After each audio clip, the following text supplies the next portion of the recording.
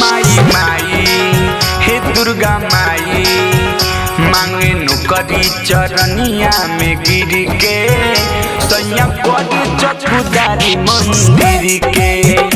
माई माई हे दुर्गा माई मांगे नुकरी चरनिया में गिर के सैया करी चकुदारी मंदिर के। रौरा सेवा में मैया बाला गो 9 दिन सेवा भूखल पियासल।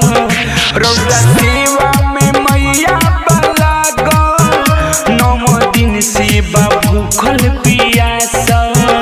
माई माई हे दुर्गा माई मांगी नुकरी चरनिया में गिर के सैया करी चकुदारी मंदिर के।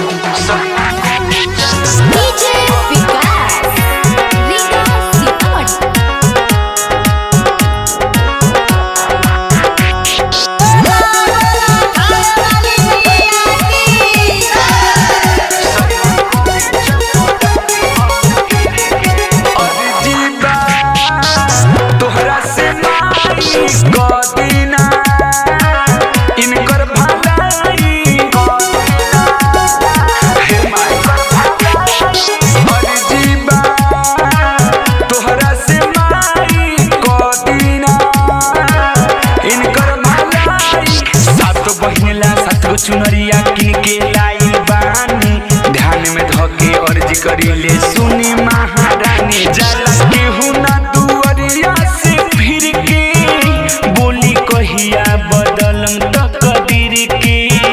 माई माई हे दुर्गा माई मांगे नुकरी चरनिया में गिर के सैया करी चकुदारी मंदिर के।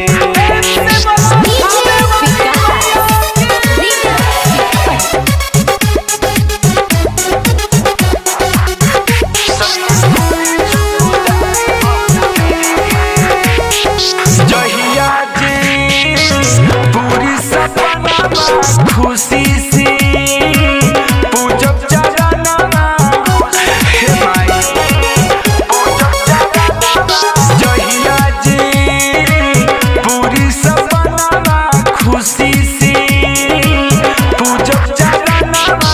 दुआरा बोला के सन सजा के पूजा करवाइले मीठ मिसाइल सुखल बेल से गीतिया गवाई। बंद कदी ना रखिया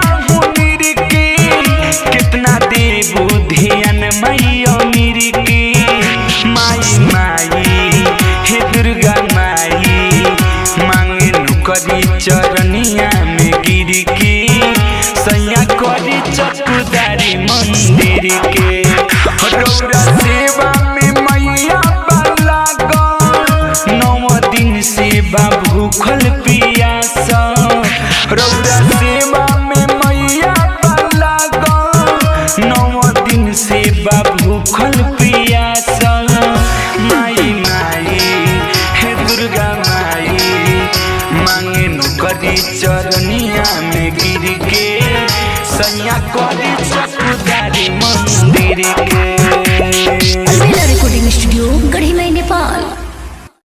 writer 15 the large official subscribe कीजिए और बेल आइकन दबाना ना भूलें।